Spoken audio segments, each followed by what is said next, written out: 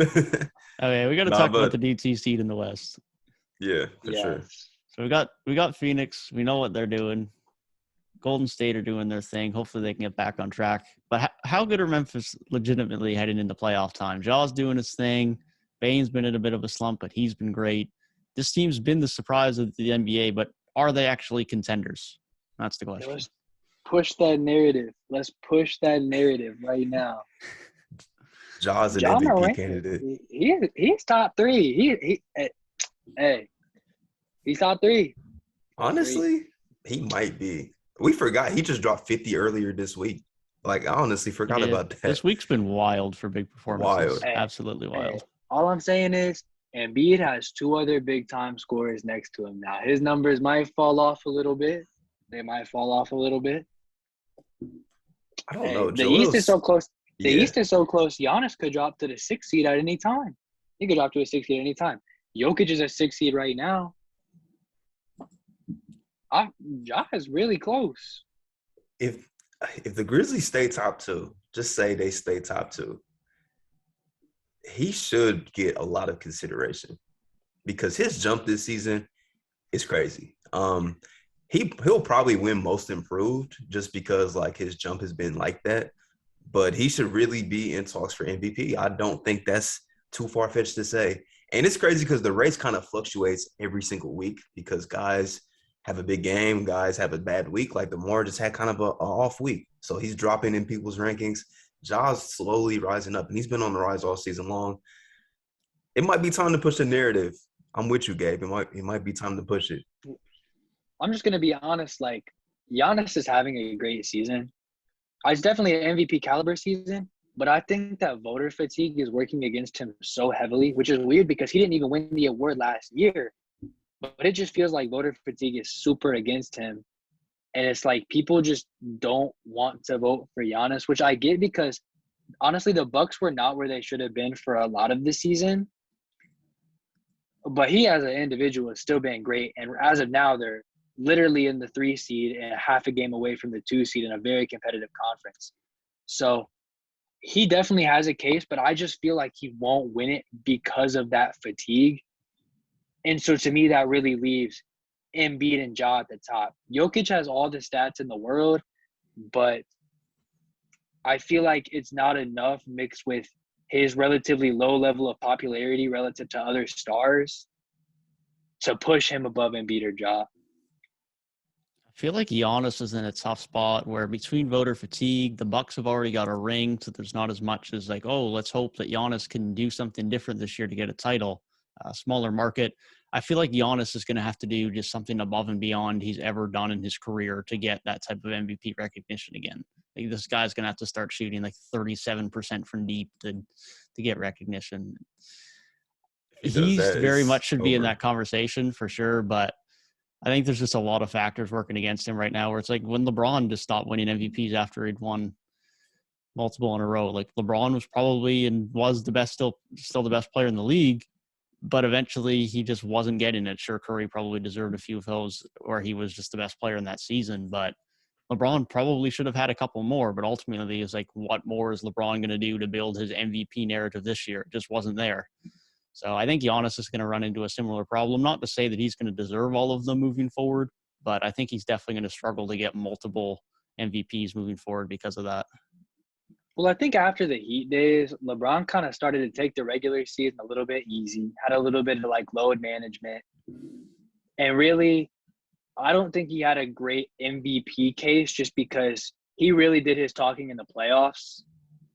I don't think he had another great like MVP case until 2018. And even then he did finish second. And James Harden had a crazy season that year. He definitely deserved that 1 seed. We saw how great that team was even into the playoffs, so it was legit. And he had like 30-point games in a row. And so it's usually just whoever, if you secure like a top 2 seed and have great stats, that's usually an MVP season. And I think Giannis will definitely achieve that a lot more. It's just once you set the bar, you got to go beyond what you set. And the fact that his team won MVPs, winning with the team winning like 60 games, like you basically got to break your own bar. It's like LeBron had 3 MVPs already, but 12-13 was the best season of his career up to that point. And so until he breaks what he did before, I don't think he'll win another one. But do I think he can break what he did before? Absolutely. It's just not this season.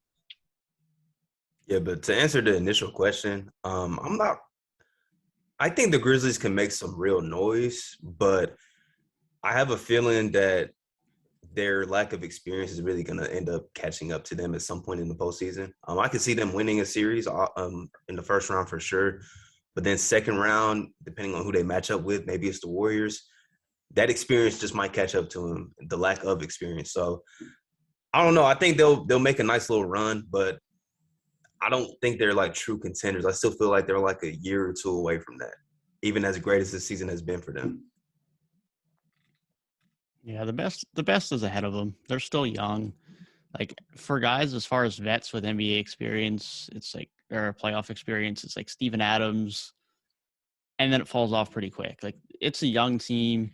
Sure, they had a bit of a run in last year with Utah, but this is just another step forward. If they get bounced comfortably in the second round, it's not a bad thing for them. No one expected them to be anywhere near where they are this year.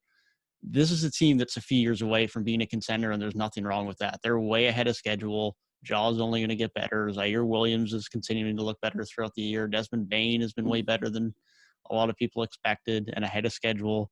Jaren Jackson Jr. has been good. Like, there's so much to look forward to on this team. Everyone's young. They're good. They don't need to do anything special this year. I don't think they will, but a couple years from now, Chris Paul gets older. He's not with the Suns. Who knows what's going on in Golden State? Memphis might be on top of the West for a while. Hey, if Ja matches up in a 7-game series with Chris Paul, Steph Curry, or Luka Doncic, and somehow manages to outplay them during that stretch, he's going to put himself in a lot of conversations. A lot of conversations. I think there's an argument that he might be the best point guard this year. I think there's a legit case for that. Yeah, definitely. And he's still only 22. Like, that's the crazy thing. Crazy. This guy's 22. The only thing I get worried. He's a year older than me. Like, what? The only thing I get worried about, like young teams having so much success early on, I feel like it sets the expectation so high for them, and sometimes they don't achieve it. Like I've seen it with the Celtics, like when they made that conference finals run in 2018 with a rookie Jason Tatum, young Jaylen Brown. Everybody's like, "Oh, this team's going to be on top of the Eastern Conference next season," and then the expectation was set so high that they did not meet that expectation. And the Hawks are kind of dealing with the same thing. They made the conference finals last year a little prematurely, and now you see them struggling this season. So I hope that doesn't happen with Memphis, but I don't think it will, because I think they're so well coached. They're so good at developing young talent that they're only going to get better. And, you know, a guy like Zaire Williams might turn out next year to be like a super gem and just explode like we've seen Desmond Bane do this year. They just do that with guys. Like, guys develop so well in that system.